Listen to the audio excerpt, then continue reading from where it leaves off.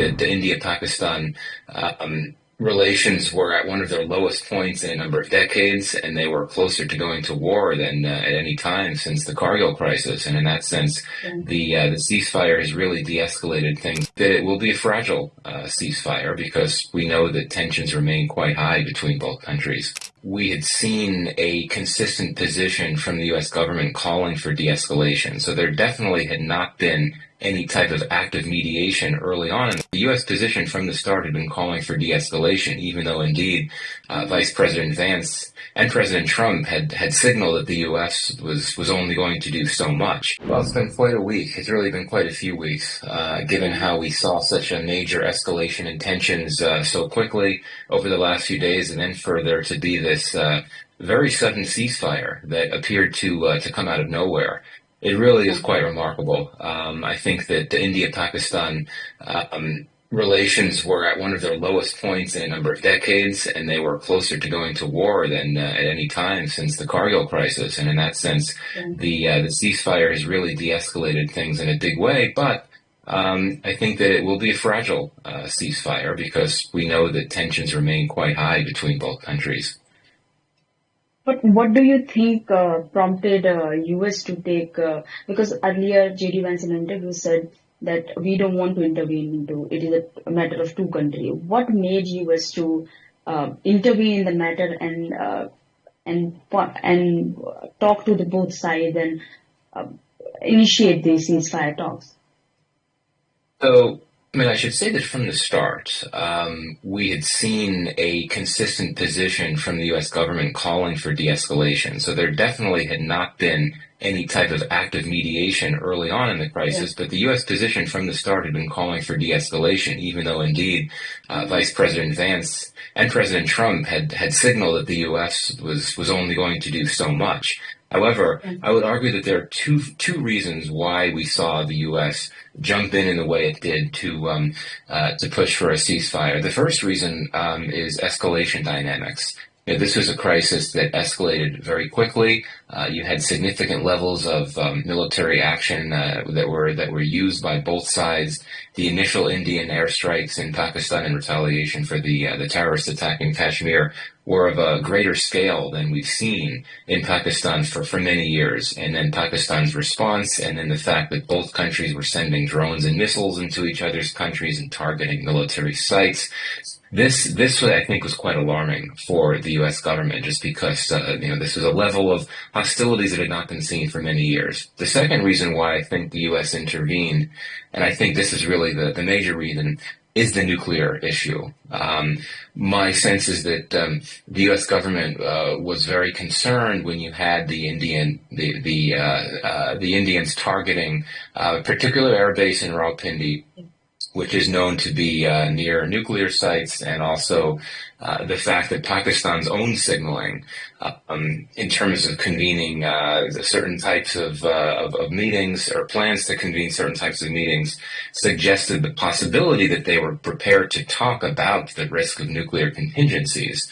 So I think that this is actually a consistent pattern in U.S. policy when it comes to India-Pakistan crises. If you look at the history, the U.S. has frequently intervened in India-Pakistan military crises, mainly because of concerns about nuclear risks. And that I think was the case in Kargil. It was the case in 2001, 2002. And according to Mike Pompeo in his memoir, it was also the case in 2019. Pompeo, of course, was the Secretary of State during that crisis. So I think at the end of the day, it was a sudden concern on the part of the U.S. that the nuclear escalation risks in this crisis were real.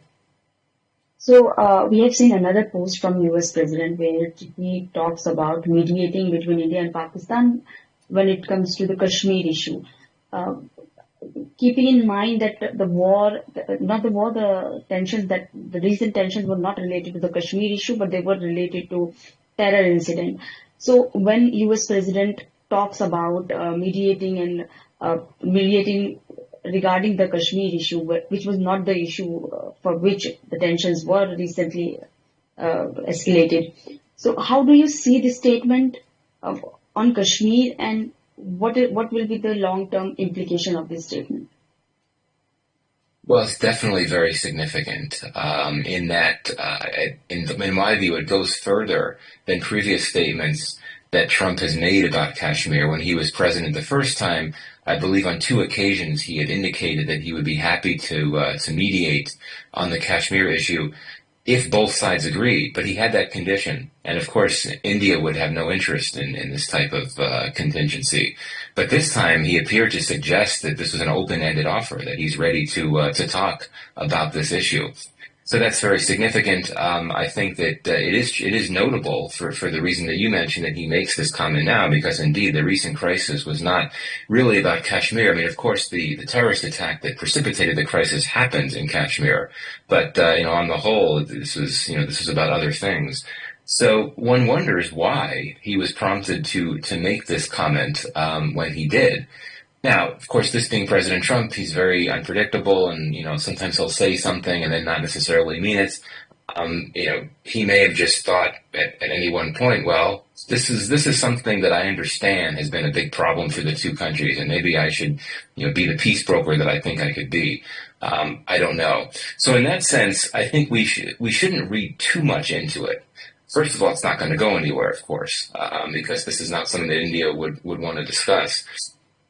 But I think that from a symbolic perspective, it's significant in that, this is a pretty strong statement from a U.S. president about Kashmir. It's been a long time since we've heard something like this. And the final point I'll make is that for Pakistan, Pakistan will see this as a major diplomatic victory, which it is, in a sense, in that for them, for the Pakistanis, what is one of their core foreign policy goals?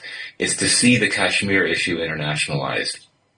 Well, they've definitely done that somehow, given that the president of the United States has called to seek a solution to it. So I think that Pakistan does seem to get some type of boost, diplomatic boost from this. But again, though, I don't think we should read too much into this comment in terms of what it could actually lead to, which I think is not much at all. So we saw the reports in New York Times and several other publications where they talk about the attack on the particular base which was near to facilities, nuclear facilities. So, how real was the nuclear threat at this point of time during this escalation? And because we have seen in past Pakistan ministers claiming that we have these weapons and we are not keeping it just for show. How real it was this time, and was it the main reason that this mediation and this ceasefire was agreed to? And I think that the reason why the nuclear issue was a big factor in this crisis was because the level of conventional military hostilities was increasing to levels that we've not seen for so long. And because of that, because the two sides were climbing up so high on the escalation ladder, invariably because these two countries had nuclear weapons, there would be growing concerns about the risk of escalation to nuclear levels. I had no reason to think that there was any contemplation of any type of decision related to nuclear weapons. And I should say this as well. It's not unusual to hear this type of saber rattling from the Pakistani side, sort of boasting about Pakistan's nuclear capacities, signaling this idea that there is a risk of nuclear conflict. I think that's partly done for a global audience, to try to get the attention of the world, to try to inspire it to pay more attention to the crisis and to try to pressure India to rein things in, so to speak. I certainly think that was the case with this crisis, and I think that's been the case in the past. And if that's true, it worked, because indeed, I think it's quite clear that the two main U.S. officials leading the U.S. response in this crisis, Vance and Rubio, they were both, I think, provoked by the need to be more involved once they started to fear possible nuclear escalation risk. Michael, I just want to understand from you how different this crisis was from the previous crisis. What was different in this crisis, if we talk about? Was it the way Indians strike Pakistan, terror camps in Pakistan, or the military bases? How different it was, and why was it so different? Different compared to 2019? Is that what you mean? 2019 or other crises we have seen, Okay. like deep into, because the strikes were made deep into Pakistan this time. Right. I mean, I think that this crisis was so different on so many levels. I mean, I would acknowledge that there were some basic similarities compared to what we saw in 2016 and 2019, in the sense that there was an attack in Kashmir uh, that India concluded Pakistan was behind. It provoked an Indian military response. So yes, I mean that's what happened in this case. That's what happened in the last few cases. However, very different for so many reasons. First, the nature of the attack that triggered this crisis was, in my view, so different and so unusual. It was unusually brutal. Of course, the Pulwama attack was deadlier than the attack this time. But in this case, of course, the fact that civilians, that tourists were targeted, and they were singled out for their religion, for being Hindus, this, I think, had a particular type of traumatic impact on India in ways that we have not seen with previous ones, which I think necessitated, in the view of the Indian government and certainly much of the Indian public too, necessitated a particularly robust retaliation. And that's what we saw. I mean, as I believe I said earlier, the scale and intensity of the initial Indian airstrikes in Pakistan were of a magnitude that we have not seen for many decades since the 1971 war. So that's a big difference right there. Another difference is how Pakistan responded. Pakistan responded, I mean, with the fog of war element, it's sort of hard to know exactly what happened on the whole, but we do know that Pakistan responded initially with heavy shelling, and then things escalated to a point where you had additional levels of hostilities with drones and missile strikes going into both countries, hitting military targets. 2016, 2019, we didn't have anything like that, right? 2016, there was an Indian response, and things pretty much wrapped up. 2019, there was an Indian strikes in Balakot, and then you had Pakistan scramble jets. There was a dogfight. Pilot was shot down. He was released. Things ended. But what was so different about this case is that it was not just another example of a strike, a counter-strike, and then a push for de-escalation. The hostilities lasted longer.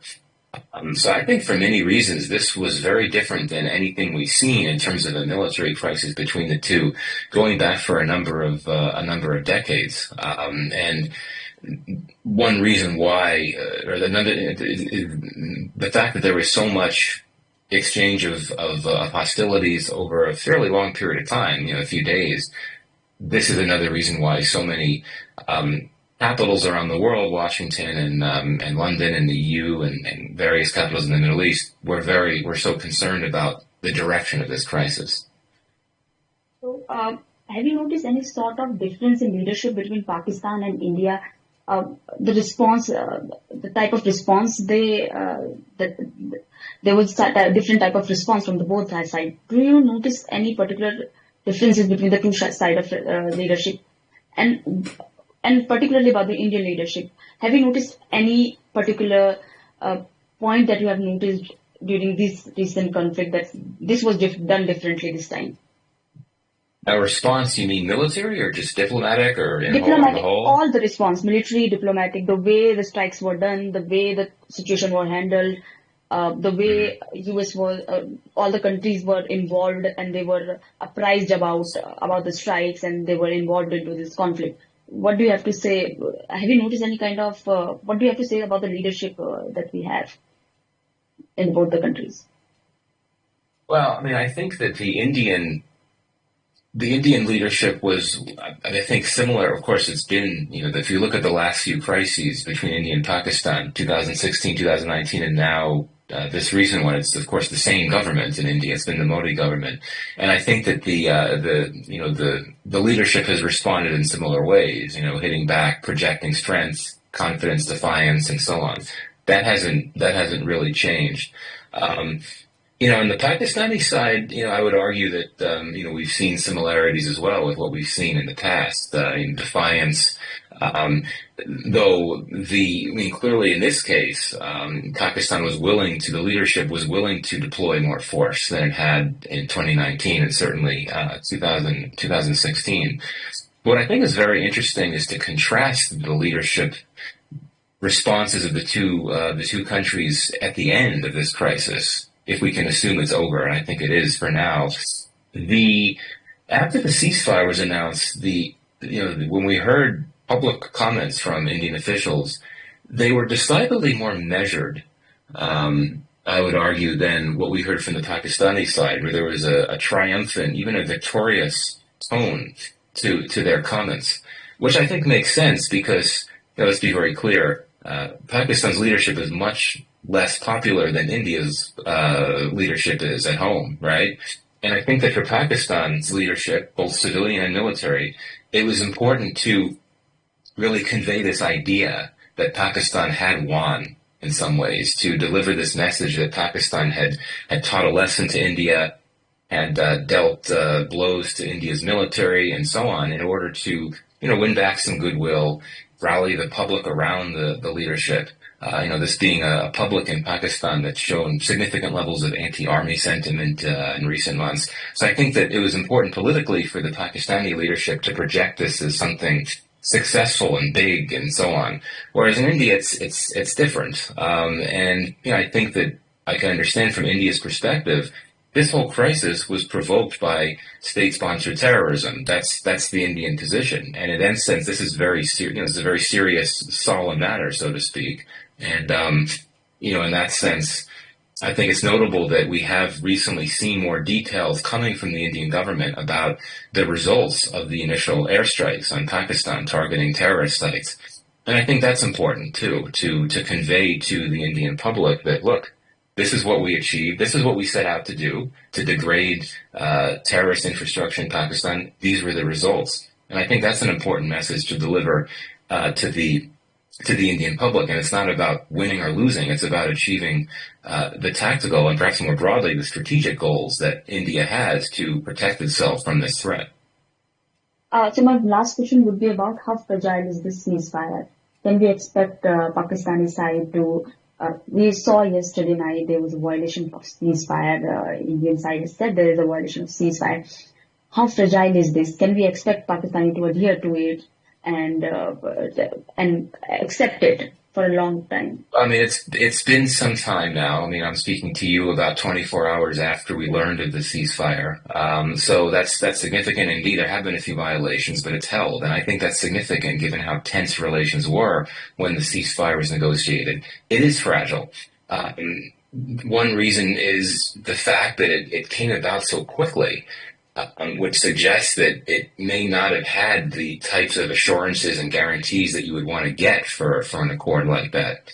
And also, as I said before, it was put together very hastily at a moment when both bilateral tensions and hostilities, military hostilities between the two had reached their highest point in the entire crisis. So to go from a point of high tensions, significant levels of exchanges of force to the ceasefire, that to me suggests a bit of a risk that things could unravel at some point.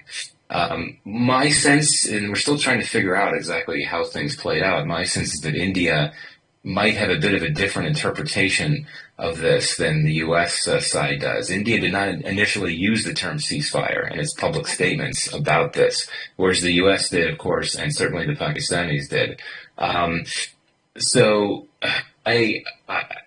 To me, it seems like it could be, it is fragile and will continue to be fragile. But that then raises the question of, will there be discussions between the Indians and the Pakistanis to talk more to ensure that they can reduce the possibility that ceasefire will be broken? Will the U.S. continue to be involved in conversations with the two? I mean, I think the answer to these questions will help us better understand how durable this ceasefire could be. Michael, I'm left with one question. I forgot to ask you about the role of China and Turkey that two countries played in this conflict. We saw their statements; they were clearly on the side of Pakistan, and we saw Turkish drone inside. India has identified Turkish drone and Chinese equipment. Also, what is the role China and Turkey played in this crisis? I think that one of the things that stands out about this crisis is how other countries' arms were used in the conflict. And indeed, I mean, Pakistan, of course, has long looked to China as a key military supplier. But the fact that Turkish arms were involved here as well, I mean, it signals that Pakistan has been able to diversify its sources of critical arms supplies, which I think is significant. And and this suggests to me that uh, it's going to become even more complicated when when you think about how India-Pakistan relations will play out. India, of course, has long diversified its sources of arms suppliers. There's, of course, the Russia connection. There's also the U.S. in more recent decades, as well as France and Israel. But you now have Pakistan in a position where it is able to be using, not just acquiring, but using in the battlefield weapons from its tried and true ally China, as well as Turkey. And my understanding is that the U.S. has imposed some pretty significant constraints on what purposes Pakistan can use the F-16 jets that it gets from the U.S. and it could use them only for counterterrorism purposes, not to be used against India. So that might, I think, give Pakistan an even greater incentive to try to build out its defense supplies and diversify its sources of suppliers in ways that it could try to, maintain parity with India to the extent that it can, even though that's difficult to do, when there are those limits on U.S. arms. And also the U.S.-Pakistan security partnership is nothing like what it had been in previous decades. So, yeah, I think it just goes to show the